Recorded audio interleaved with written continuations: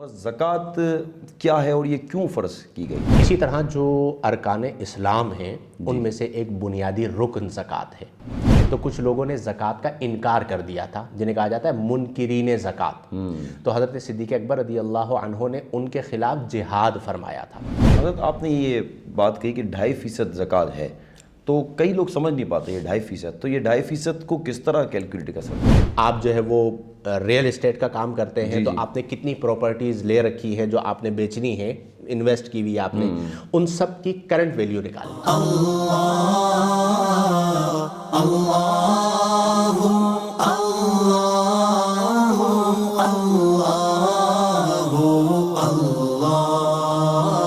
बिस्मिल्लाहिर्रहमानिर्रहीम। व्यूअर्स, अस्सलामु अलैकुम वरहमतुल्लाहि वबरकातुहू। इल्म हासिल करना हर मुसलमान मर्द और औरत पर फ़र्ज़ है। वैसे तो आप इस चैनल पे रियल एस्टेट से रिलेटेड काफ़ी इन्फॉर्मेशन हासिल करते रहते हैं, लेकिन जिस इल्म को अल्लाह ताला ने हम पर फ़र्ज़ करार दिया है तो उससे रिलेटेड क्या इन्फॉर्मेशन हम इतनी हासिल कर पाते हैं।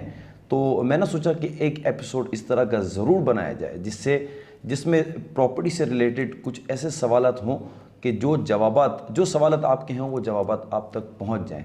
इसके लिए आज हमारे साथ स्टूडियो में मौजूद हैं मुफ्ती मोहम्मद शाहिद मदनी। इनको आज हमने मदऊ किया। मुफ्ती अस्सलामु अलैकुम वरहमतुल्लाहि वबरकातुहू। वालेकुम अस्सलाम वरहमतुल्लाहि। बहुत शुक्रिया आपकी आमद का। आप कैसे हैं? खैरियत से हैं? अल्हम्दुलिल्लाह, अल्लाह का बड़ा। मुफ्ती साहब, वैसे तो आप हमारे इस चैनल पे जो लोग देखते हैं इसमें प्रॉपर्टी से रिलेटेड हम डिस्कशन करते रहते हैं रियल एस्टेट के हवाले से, लेकिन कई लोगों के सवाल आते हैं, हमारे व्यूअर्स के आते हैं, कुछ क्लाइंट्स के आते हैं, ज़कात से रिलेटेड काफ़ी सवाल आते हैं। तो हम इसी को बेस बनाते हुए आज एपिसोड कर रहे हैं। तो ज़कात से रिलेटेड कुछ सवाल आपसे पूछना चाहूँगा, तो इजाज़त चाहता हूँ आपकी। जी बिल्कुल, बिस्मिल्लाह। मुफ्ती साहब, बेसिक सवाल पूछना चाहूँगा, ज़कात क्या है और ये क्यों फ़र्ज़ की गई?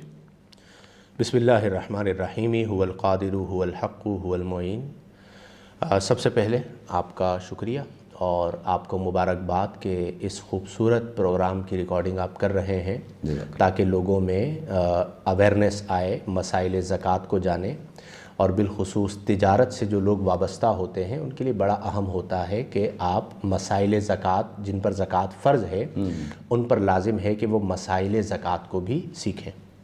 लफ्ज़ ज़कात का लफ्ज़ी माना होता है पाक करना, और ज़कात को ज़कात इसीलिए कहा जाता है कि वो आपके माल को पाक कर देती है, आपके बातिन को पाक कर देती है। तो गोया कि ज़कात का ताल्लुक़ तज़किया के साथ है। इसी तरह जो अरकान इस्लाम हैं उनमें से एक बुनियादी रुकन ज़कात है, और कुरान करीम फ़ुरक़ान हमीद में 20 मकामात हैं जहाँ पर अल्लाह ने नमाज और ज़कात को एक साथ ज़िक्र फरमाया कि अक़ीमुस्सलात, नमाज कायम करो, व आतुज़्ज़कात, और ज़कात अदा करो। तक़रीबन 82 मकामात तो वो हैं कि जहाँ पर ज़कात का ज़िक्र नमाज के साथ किया गया है। फिर चूँकि ये बुनियादी तौर पर रुकन इस्लाम है, इसकी अहमियत है, तो इसी अहमियत की बिना पर खुलफ़ाए राशिदीन रज़ी अल्लाह अन्हुम के ज़माने में, और ख़ास तौर पर हज़रत सैयदना सिद्दीक़ अकबर रज़ी अल्लाह अन्हु की खिलाफत राशिदा, चूँकि नबी करीम का बिल्कुल रीसेंट विसाले ज़ाहिरी हुआ था, तो कुछ लोगों ने ज़कात का इनकार कर दिया था, जिन्हें कहा जाता है मुनकिरीन ज़कात। तो हज़रत सिद्दीक़ अकबर रज़ी अल्लाह अन्हु ने उनके ख़िलाफ़ जिहाद फरमाया था। तो इससे भी अंदाज़ा होता है कि फ़ितनों का ज़माना था, लेकिन ज़कात इस कदर अहम थी कि नबी करीम सल्लल्लाहु अलैहि वसल्लम के विसाले ज़ाहिरी के बाद सैयदना सिद्दीक़ अकबर रज़ी अल्लाह अन्हु ने उनके ख़िलाफ़ जिहाद फरमाया और ज़कात को कायम फरमाया। कुरान करीम फ़ुरक़ान हमीद में अल्लाह तबारक व तआला ने फरमाया कि अल्लज़ीना इम्मक्कन्नाहुम फ़िल अर्द, कि अगर हम, ये मोमिनीन वो हैं कि जब हम इन्हें ज़मीन की हुक्मरानी देते हैं तो अक़ामुस्सलात, नमाज कायम करते हैं, व आतुज़्ज़कात, ज़कात अदा करते हैं, और अमरू बिल मारूफ़, भलाई का हुक्म देते हैं, व नहौ अनिल मुनकर, और बुराई से मना करते हैं। तो बुनियादी तौर पर ज़कात जो अल्लाह ने आपको माल अता फरमाया है, उस माल का 2.5% आपने अल्लाह की रज़ा के लिए फ़कीरों को देना है। और आप देखेंगे ये हमारे दीन का बड़ा खूबसूरत निज़ाम है कि मुआशरे में एक तवाज़ुन कायम करना है। मसलन मुआशरे में एक तबका वो है जिन्हें अल्लाह ने अमीर बनाया, एक तबका वो है जिन्हें अल्लाह ने गरीब बनाया। अब अदम तवाज़ुन है, तो अल्लाह ने उमरा के माल में, यानी मालदारों के माल में गरीबों का हिस्सा रखा, और अमीरों से लेकर वो गरीबों को दिया जा रहा है ताकि गरीब भी मुस्तहकम हो। तो تو یہ بنیادی طور پر ایک نظام زکوٰۃ ہے، اور جس طرح نماز فرض ہے اسی طرح زکوٰۃ فرض ہے۔ زکوٰۃ، نماز کی فرضیت روزانہ کی بنیاد پر ہے، زکوٰۃ کی جو فرضیت ہے وہ سالانہ کی بنیاد پر ہے، یعنی جب سال گزرے گا تو زکوٰۃ فرض ہوگی۔ جیسے ہمارے یہاں عمومی طور پر رمضان میں لوگ زکوٰۃ ادا کرتے ہیں، اور ہر سال وہ زکوٰۃ کی ادائیگی کا جو پیمانہ ہے وہ رمضان کو بنا لیتے ہیں، تو اس اعتبار سے زکوٰۃ ادا کی جاتی ہے۔ تو بنیادی طور پر یہ زکوٰۃ کا بنیادی مقصد ہے۔ اور جہاں تک آپ نے اس کی حکمت پوچھی کہ زکوٰۃ کیوں فرض کی گئی، تو چند چیزیں ہیں۔ پہلی چیز یہ ہے کہ توحید کا بیان، کہ بندہ موحد ہے، اللہ کو مانتا ہے، تو دیکھا جا رہا ہے کہ اللہ کی بھی مانتا ہے یا نہیں مانتا، خالی زبانی دعویٰ تو نہیں کر رہا۔ پھر دوسری چیز یہ ہے کہ زکوٰۃ کا بنیادی مقصد ہے بخل کو ختم کرنا، کیونکہ بعض اوقات ایسا ہوتا ہے کہ بندے کے پاس مال آتا ہے لیکن وہ بخیل ہوتا چلا جاتا ہے، تو بخل کو ختم کرنا مقصود ہے کہ تمہارے پاس مال آیا تو تم اس مال کو اللہ کی راہ میں بھی خرچ کرو، جیسا کہ نبی کریم صلی اللہ علیہ وسلم نے تعلیم فرمائی اور قرآن میں متعدد مقامات پر ذکر کیا گیا۔ پھر تیسری چیز جس کا میں نے ذکر کر دیا کہ غربا کا خیال کرنا، کہ انسان وہ ہے جو انسان کے کام آئے۔ اب آپ مالدار ہیں، آپ کا بھائی غریب ہے تو آپ اس کی مدد کریں، آپ مالدار ہیں، آپ کا پڑوسی غریب ہے تو آپ اس کی مدد کریں، آپ مالدار ہیں، آپ کا دوست غریب ہے تو آپ اس کی مدد کریں۔ تو یوں ایک بنیادی طور پر نظام زکوٰۃ اللہ تبارک و تعالی نے ہمیں عطا فرمایا۔ حضرت آپ نے یہ بات کہی کہ 2.5% زکوٰۃ ہے، تو کئی لوگ سمجھ نہیں پاتے یہ 2.5%، تو یہ 2.5% کو کس طرح کیلکولیٹ کر سکتے ہیں؟ بہت آسان ہے۔ سب سے پہلے اسے یوں سمجھیں کہ آپ نے زکوٰۃ نکالنی ہے، آپ پین لیجئے، کاغذ لیجئے اور بیٹھ جائیے، لکھیے نقدی۔ ٹھیک ہے، آپ کے پاس جیب میں یا اکاؤنٹ میں یا لاکرز میں جتنے پیسے رکھے ہیں وہ آپ لکھ لیں، اماؤنٹ لکھ لیں۔ ٹھیک ہے، دوسری ہیڈنگ ڈالیے گولڈ، جتنا گولڈ آپ کے پاس ہے وہ لکھ لیجئے۔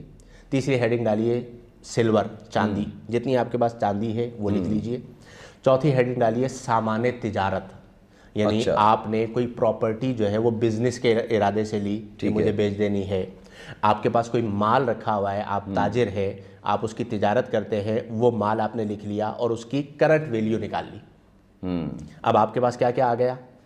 پیسہ، نقدی، سونا، چاندی اور سامان تجارت۔ سامان تجارت کے اندر جو جو آپ کے پاس موجود ہے، یعنی اگر آپ کپڑے کی تجارت کرتے ہیں تو آپ کے پاس کتنا مال دکان میں رکھا ہوا ہے، فیکٹری میں رکھا ہوا ہے۔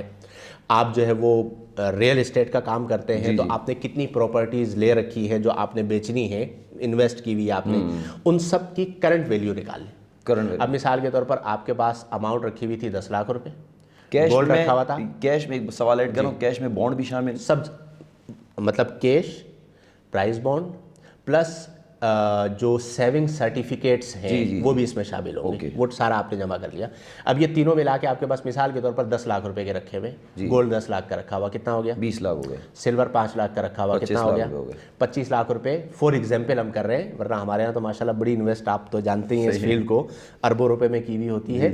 25 لاکھ روپے کے آپ کے پاس سامان تجارت ہے، کل کتنا ہو گیا؟ 50 لاکھ روپے ہو گئے۔ آپ نے 50 لاکھ کو تقسیم کر دینا ہے 40 سے، 40 سے تقسیم کر دیں، ٹھیک ہے؟ 40 سے آپ نے ڈیوائڈ کیا، جو جواب آئے گا وہ آپ کی زکوٰۃ ہے، وہ زکوٰۃ۔ اچھا، بہت اور آسان کرنا، یہ تو بالکل سمپل میں نے آپ کو بتا دیا کہ کل آپ نے اماؤنٹ لکھ لی، یعنی 40واں حصہ دینا زکوٰۃ، 40واں حصہ آپ نے اسے 40 سے تقسیم کیا، آپ کے پاس جو جواب آ گیا وہ آپ کے مال کی زکوٰۃ ہے۔ یہ بالکل آسان طریقہ کار ہے کہ کل چیز آپ نے لکھ لی اور وہ آپ نے زکوٰۃ میں ادا کر دی۔ دوسرا، اس کو اور عام سمجھنا ہے تو جب ہم 2.5% کہتے ہیں تو اس کا مطلب یہ کہ 100 روپے پہ 2.5 روپے، 100 روپے پہ 2.5 روپے، 100 روپے پہ 2.5 روپے، اور آسان کرنا چاہیں تو 1 لاکھ روپے پہ 2.5 روپے، ٹھیک ہے جی؟ تو اب لاکھ روپے پہ 2.5 روپے آپ نے ادا کرنا ہے تو یہ 2.5% ہے۔ 10 لاکھ پہ 2500 ہو گئے، اب وہ آپ حساب کرتے چلے جائیں، اور یہ بھی کرنے کی ضرورت، میں نے تو اس سے آسان فارمولہ آپ کو بتا دیا ہے کہ آپ کی جتنی اماؤنٹ آپ کی بنی ہے اسے آپ 40 سے ڈیوائڈ کر دیجئے، جو نتیجہ آئے گا وہ آپ کی زکوٰۃ ہوگی۔ ٹھیک ہے۔ اچھا، ایک اور چیز میں یہاں پہ ضمناً ذکر کر دوں کہ دیکھیں گھر میں ایسا ہوتا ہے کہ بعض اوقات خواتین کی ملکیت میں گولڈ ہوتا ہے، تو خواتین جس کی ملکیت میں گولڈ ہے زکوٰۃ اس نے دینی ہے، ٹھیک ہے؟ اور اگر زکوٰۃ اس کی نہیں دی جائے گی تو وبال شوہر پہ نہیں ہوگا، وبال عورت پہ ہوگا۔ اچھا، اگر عورتیں جو ہے نا وہ بے فکر ہو کے بیٹھی ہوئی ہوتی ہیں کہ جی مرد ادا کر دیں گے، اور بعض اوقات مرد حساب میں اس گولڈ کو شامل نہیں کرتے جو بیویوں کے پاس ہوتا ہے، تو اگر مردوں نے کر دیا، ان پر یہ احسان کیا کہ ان کی زکوٰۃ مرد نے ادا کر دی جو آپ سوال کرنا چاہ رہے ہیں، تو زکوٰۃ ادا ہو جائے گی۔ اچھا، لیکن ایسا نہیں ہے کہ مرد بھی حساب نہ کریں عورت بھی حساب نہ کرے، تو اب جو وبال آئے گا وہ اس پر آئے گا جس پر زکوٰۃ فرض تھی، اور زکوٰۃ اس پر فرض تھی جس کا گولڈ ہے، اور گولڈ عورتوں کا ہے، تو انہیں یہ توجہ کرنی چاہیے، بلکہ شوہروں کو لازم قرار دے دیں کہ بھائی زکوٰۃ ادا کر رہے ہو تو میرے گولڈ کی بھی زکوٰۃ ادا کر دینا، اور اگر وہ نہیں کرتے تو پھر آپ پر لازم ہے کہ آپ اپنی زکوٰۃ خود ادا کریں۔ پھر نہیں کرتے تو جھگڑے بھی تو ہوتے ہیں نا کہ آپ کیوں زکوٰۃ ادا نہیں جھگڑے کرتے، ویسے کما بھی دیں، میں ہوتے تو ہیں۔ کماتی نہیں ہوں۔ بھائی دیکھیں بات یہ ہے کہ جھگڑے تو ویسے بھی ہوتے ہیں، تو ایک اللہ کے لیے بھی اگر کرنا ہی ہے بالفرض تو کر لیجئے، اس میں آپ کو نفع ہی ہوگا، نقصان تو نہیں ہوگا، تو سمجھانے میں کہنے میں حرج نہیں ہے۔ جی جی چونکہ یہ فرضیت کا معاملہ ہے تو آپ کو بہر صورت زکوٰۃ ادا کرنا ہے۔